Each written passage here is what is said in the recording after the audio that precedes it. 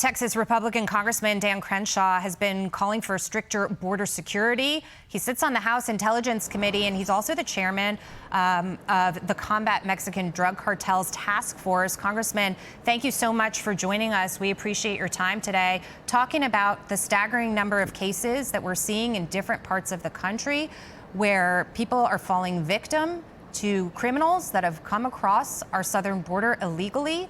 They've got rap sheets, and yet the White House will issue some sort of statement saying that it's sorry to, the members of the family. But essentially, we're in a position where they've opened the door to allow this to happen. Yeah, they have blood on their hands, pure and simple. One is too many, but it's much more than one, of course. And what's even more infuriating is a lot of Democrats will defend this and say, well, it's such a small percentage that cross, that do this. Well, it becomes a smaller and smaller percentage because you keep allowing more and more people to cross.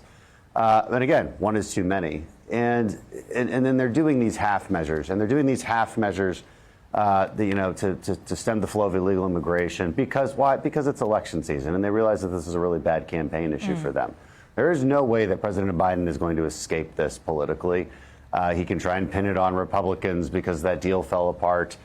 He can try to say he inherited a bad system from Trump. Nobody's going to believe that because everybody knows that at the end of Trump's presidency, we had this at least somewhat under control. Trump had struck a deal with Mexico. The Remain in Mexico policy was working. And he did everything in his power to make it work. Biden reversed all of that. It became a disaster for the last few years. The only reason it's gone down in recent months is because Mexico has implemented a ton of restrictions in their own country. They have basically they keep recycling people back to the southern part of Mexico until they give up. So the Mexicans are doing their part, actually. But the Biden administration continues to just message politically. Yeah. It's sad, and it's getting people killed. Well, and the thing is, the fact that the president has made this about face, or at least he's trying to make it appear that way to the American voter. If he really wanted to do something about the issue, Congressman, he would have done it sooner. Exactly. He would have done it sooner. The alarm bells were going off a long time ago. His own Democrat mayors and governors were sounding the alarm, at least a year or two ago. It's too late at this point. Everybody knows it's election season politics. And again, it's not enough. If you actually really sealed the border and those numbers went from 180,000, they're touting these 180,000 numbers like they're a big deal because it's down from something like 300,000. Look, get it to 20,000 and I'll clap my hands for you. Like, credit where credit is due. I don't care who solves the border crisis. I really don't. I'm not a partisan in that way. I actually just want the border crisis to be solved. So if you actually solve it, I'll give you credit, but you're not doing it. Well, and outlets, including the New York Post, writing about how there is an effort to essentially mobilize to make sure that the people who are crossing in will be given an opportunity to vote, even though that is illegal as well. But, many states are not checking voter ID, so people can register and they can vote in the election. And some would say, well, that's what this was all about. Yeah, sometimes it is. I mean, there's a bunch of reasons I think the left just doesn't care about illegal immigration. One potentially cynical reason is politically they believe that in the long run they're going to have more voters out there on the streets than we will. I actually think they're wrong about that. But another reason is, look, they just don't care. You have to understand how the leftist thinks. They don't necessarily care about protecting one's land, protecting one's border. They believe in this kind of oversized sense of compassion where, oh, well, people need help, so we have to let them in. But that's actually not compassionate at all, because it's not compassionate to the people who try to do it the legal way, who wait in line. As I always say, there's an infinite number of people that want to get into the United States of America. And so you have to have some kind of process, some kind of line that allows them to get in. I mean, it doesn't make anyone happy because the line is very long.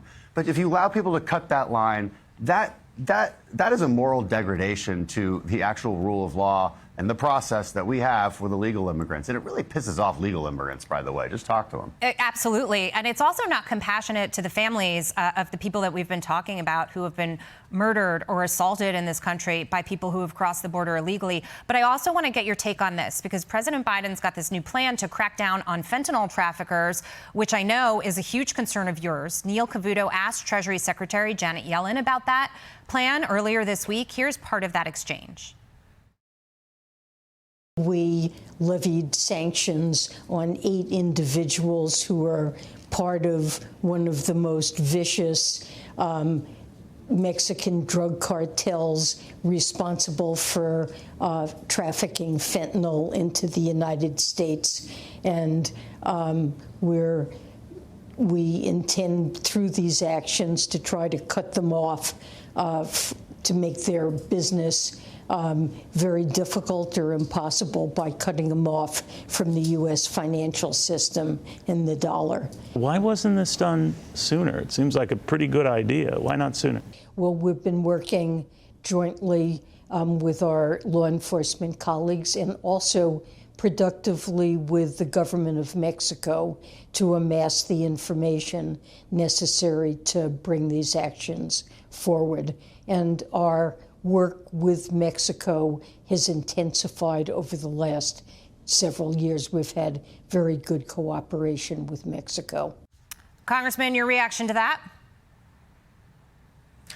That's actually about right. So Neil asked the right question. Why didn't you do it sooner? As you said, I'm chairman of the Cartel Task Force. This is something I research every day. I've been talking to Treasury agents constantly throughout this process, trying to figure out how do you follow the money. Well, first of all, the money's pretty hard to follow because the way they do this money laundering, the money never actually leaves borders. So it's very difficult. Second of all, the Mexican government does not cooperate with us the way we'd like. They've started to more. But the current president, AMLO, has never been a friend of the United States. He's been very, very difficult to deal with. They could have been more aggressive. One of the things we found in our research in the Cartel Task Force is you need a lot more analysts to build those cases in order to create those sanctions. So that is about accurate what she's saying. I hear you. Congressman, great to see you this morning. Thank you so much for being here.